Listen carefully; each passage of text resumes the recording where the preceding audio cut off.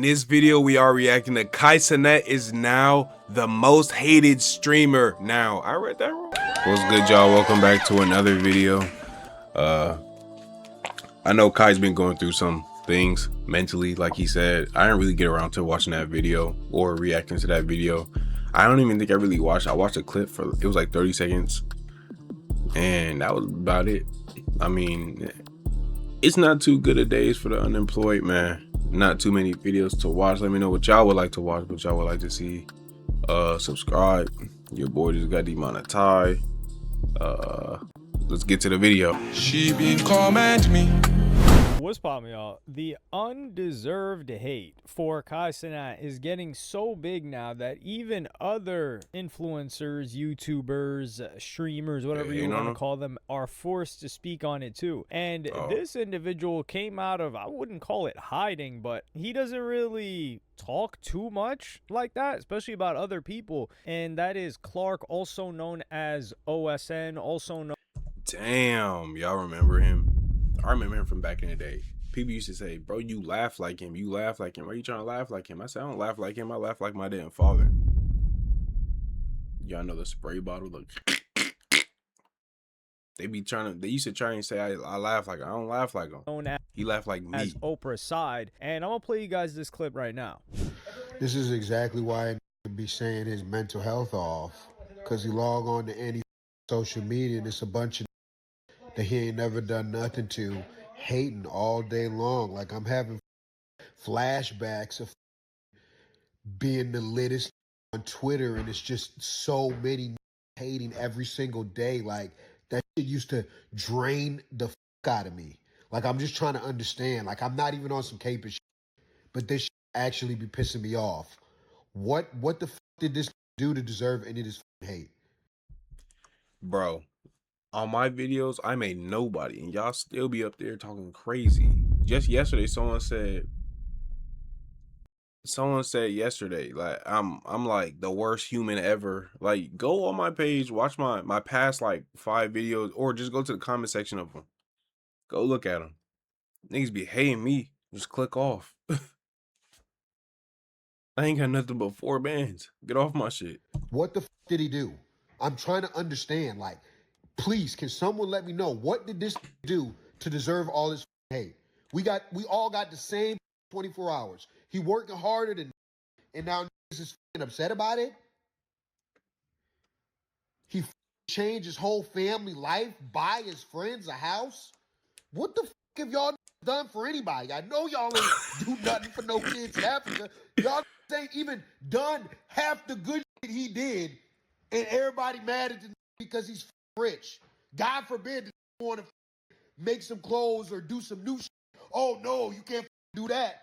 And then when he streams, everybody's calling it a megathon. He can't do that, so he can't stream. He can't wear clothes. He can't do nothing new. It's like it's no winning with. Like, the litter you get, the more broke is gonna hate. And I'm just trying to understand, like, what did it do to deserve all of this hate? Y'all are so weird. Like, honestly, y'all are so bitter. It's so miserable. I will say though, wasn't bro OSN trying to scam niggas? Bro, he was trying to scam people, right? That's why he fell off. He was like it was bad. Like, he was like one of the biggest NBA YouTubers, 2K and NBA reaction YouTubers, like real big. And then he started scamming people. That's what started coming out. He started doubling down, tripling down. I forgot. I haven't seen his face. Like, y'all are never gonna get ahead in life being this miserable. He right though. You're never gonna get ahead in life being this miserable. So first, a little bit of prehistory for some people that may not know. This guy, he was one of the biggest NBA basketball sports related reaction channels. I mean, this guy had like LaMelo Ball when the Balls brothers were in high school. Like, this guy was reacting to all their stuff. I think he even linked with them before they went off to college, and even before that. So when he's talking about, oh, when he was the biggest guy on Twitter, before he got on YouTube and became a really... Hey, would y'all want to see me react to some basketball videos? I'll react to some basketball videos. Some high school, some, you know, I'll do really it. Popular YouTuber. He was one of the biggest guys on Twitter. So back in around 2013, 2014, there were all these Twitter groups. Like, there were Hootsuites, there were Tweet Decks, and people would be in these groups kind of like not just engagement farming, but just like tweeting. Like VH1 PNUT, he was one of the OG guys of this, like way back. And then you had people like DJ ZD with like ZD girls and all that other stuff, and you also have and yeah, he ended up doing. But I'm going too deep into lore. But yeah, I'm so like, OSN, he used to have a YouTube channel where he would do real tales, where he would have like this lawn chair in the bathroom, and you'd be like smoking weed and sometimes spitting on the floor. That was one of the things. He would spit on the floor frequently. I'm like, yo, does he have a bag there? Does he have a bucket? Or nah, some niggas really be spitting on the floor. One of my dogs, Jill, be spitting on the floor. It don't matter where he spit on the floor. he just straight spitting on the floor. So this guy's had a lot of experience, and in Twitter, people just used to hate OSN. He was Oprah's side, and they just he's the biggest guy in the game. Sometimes it was about stealing tweets, sometimes it was about something else, because that's kind of like how the game works now too. And it is a little bit different now. I think like Corn was the last guy you could say was like a mainly a tweeter, and then it became people like Feared Buck that became more like aggregate. This right here is a hood. This right here is the real. I'm not gonna say hood Socrates. This the real hood politics right here. Are we feeling woes or Feared Buck?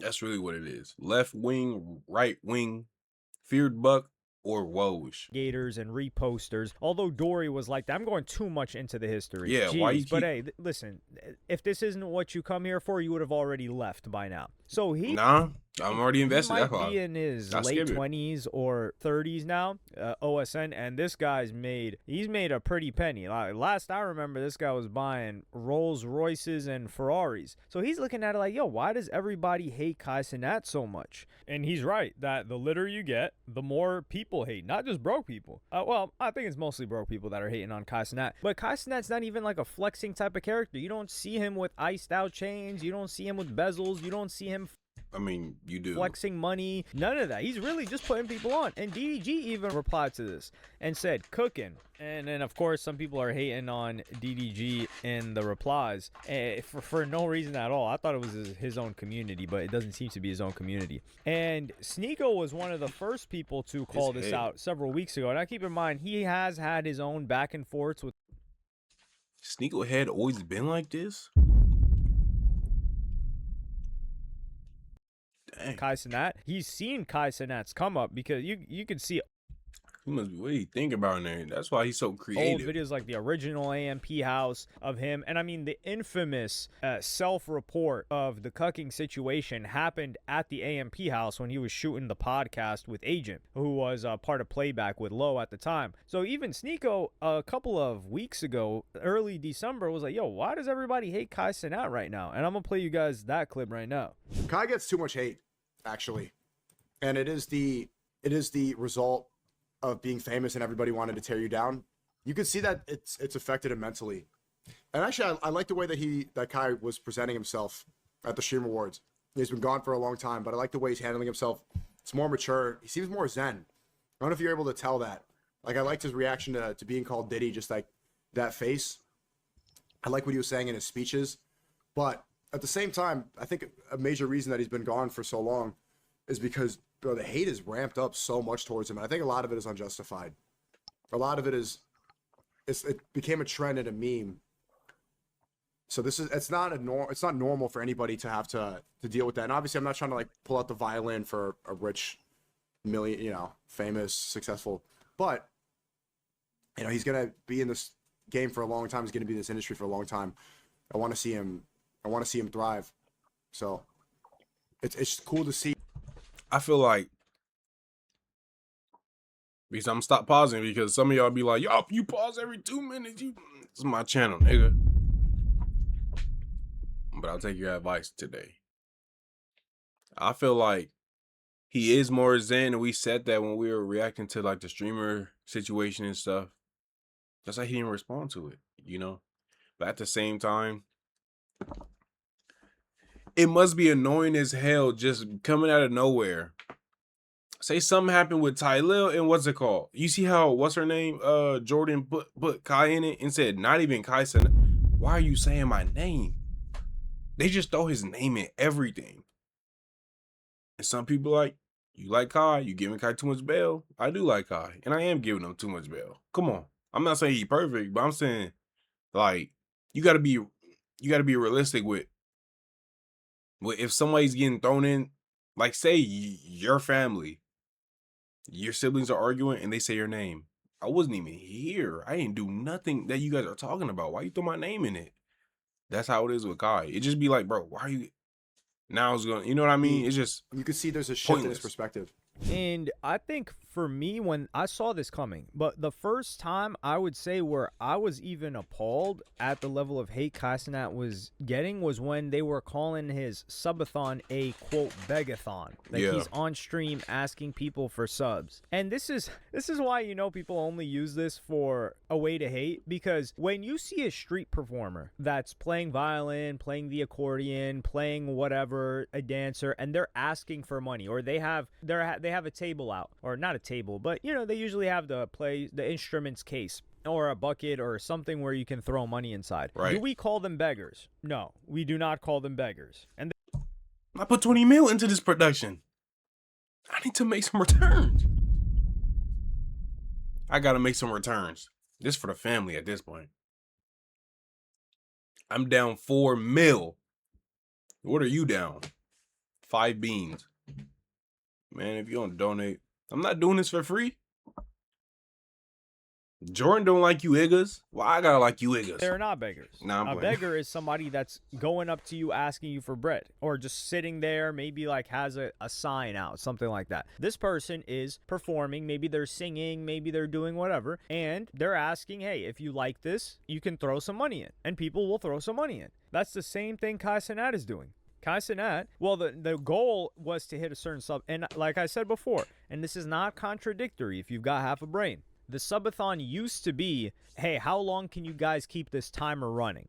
And then Kaicenat changed it a little bit into, yo, can we meet this goal? Can we hit this mark? And that's where things became, like, you lost the anticipation or the anxiousness of, yo, is the subathon going to end today or tomorrow or the next day, because the timer's going down. With Kai, you knew it was going on for 30 days because you had to book everything, and that's what happens when you make a production of this scale, is that you can't just have it end because you booked and paid for people to show up on day 23. But when people were calling it a begathon, I'm like, well, what do you expect the guy to do? His job is to entertain. He spends money to entertain, and, he's incentivizing people to subscribe. And his product is entertainment. So when he's asking for money for his product, which he rarely does outside of this, keep in mind, this is 30 days. Everybody knows what it is. Everybody that's watching, everybody that's a fan of his, they know what it is. The rest of the year, the guy's not, quote unquote, begging for subs. He's not even really asking for subs. Like, yeah, he's thanking people. And that's also people not understanding the way streaming culture and etiquette works as a whole. But the reason why Kaicenat gets so much hate is just because he's done nothing wrong for a very long time and continued to succeed and get bigger and bigger. That's all there is to it. It's that simple. Because take a look at Mr. Beast, right? And Mr. Beast, he was just given, keep in mind, this Mr. Beast's whole brand was giving money. So this guy was just giving money, doing charity, just blowing up bigger and bigger and bigger. And at a certain point, people were like, we kind of want to hate this guy now. For whatever reason. Dead ass. I was like, he got to a certain point, they said, fuck Mr. Beast. What? For what though? They started saying all this, other. His videos are just. Then don't watch the videos. Y'all hate Mr. Beast for what? He making schools in Africa. He going to Zimbabwe and building water wells. He's going to India and giving clean food. He's doing shit that isn't even regular charity. You can't even go to your local city charity and go and give them money. That money is gonna go to the Goodwill by you. That's gonna go to the Salvation Army by you to keep that place up and running. If anything, it's gonna go to a homeless shelter around so they can buy supplies and stuff. Mr. Beast is going out his way to, okay, let's go fix the India dirty food situation. The dirty food allegations. Let's go sanitize some flour out there. Let's go sanitize some steaks out there. It all, I wouldn't say that's where it started, but when it became evident was when he dropped that video about like curing people's blindness, and they said, well, why he gotta film curing people's blindness? And yeah, that was the first one I started seeing. Hey, I was like, what? I really was lost. Like, why are they hating on Mr. Beast doing something good? Like, he's taking away people's blindness. This is where you know people are goofy, dumb morons. I was young though, so it low-key was making me want to side with them to like understand them, you know? Like I low-key wanted to see what they were saying, like, oh yeah, why did he have to record? But as time went on, I'm like, nah, fuck that. You know? He's curing blindness. Because, well, if Mr. Beast has $1 million and he spends $1 million on helping people, like let's say cure blindness, well, he's done. Where is he going to get the next money? But if he spends $1 million or if he has $1 million and he spends $1 million on production of the video and curing a bunch of people's blindness and he makes $2 million, now he can scale that and he can help more people. I know it's this math is just so hard for people to conceptualize. And also, building content whales. like Mr. Beast, not just but generally speaking, content where people are doing good, it incentivizes you to do good as well. So I do think recording it is positive. Granted, the person is like consenting to it, and it's not one of those situations where people are like, you know, just doing like what Blueface was doing with homeless people and just like throwing money at them. Like if it's a story behind it and you know it's being documented and all that, it don't gotta be a story behind it, but I mean, what do charities do to promote their charity? They use footage from the help that other people have assisted with in their charity. Right. So with and then eventually people just started to create these conspiracy theories about Mr. Beast, and like when his homie Chris Tyson decided to like switch up and start dressing in a different way, they started to use Chris Tyson's past and the weird stuff that he was doing and attach it to Mr. Beast because they just wanted to see Mr. Beast go down. And that's why there's like this delicate balance that you have to play to not get too much hate, where you are doing positive, you have a little bit of a controversy and you dip down, and then up, and then you dip down, and you kind of ride this slow up and down wave. Think of like a rising stock chart, right? Like you've got an S&P 500 chart over the past 70 years. Like you ride that as opposed to just kind of a linear line up, which is what happened with Cenat. And of course, early on in the beginning years, it was more of a exponential chart where like nothing is happening and then boom. But then after that, the progression in the past 3+ years has been, there has been no drop off of like, damn, Cenat's going through a struggle. This is bad. How is he going to recover from this? There was the legal situation that happened with like people rioting in New York City when he was just trying to do a Christmas giveaway, which there was no Christmas giveaway this year. Or was it a Christmas giveaway? I don't know, but that one last year. That was either 2 years way, ago, you guys get my point. So the fact that Cenat's doing everything right, he's a positive guy. Yeah, man. I'm gonna end it right there. He's basically reiterating the same thing. I feel like Kai's doing a pretty good job, more than the average streamer. He's given more than the average streamer. He's put more people on into the streaming culture, the streaming community, from old famous people, bringing them back down and say, hey, look, you a celebrity out there, but over here, this is what we doing. And at the same time, he's taking your regular people off the street and say, I'm picking my homie up. Okay, I'm finna go stream with you. And you gotta understand, that got an impact. Kai is doing that. Kai is Kai, bringing attention to him, which brings attention to people around him, like Agent, Duke, and stuff. So when they bring certain people on, like when Agent now has more shine on him too because of Kai, let's be real. So does Phantom, they all have their own communities, but they all get other shine. Like, I watch Agent more than everybody, you know, but because he might play a game with Phantom, I'm gonna watch Phantom.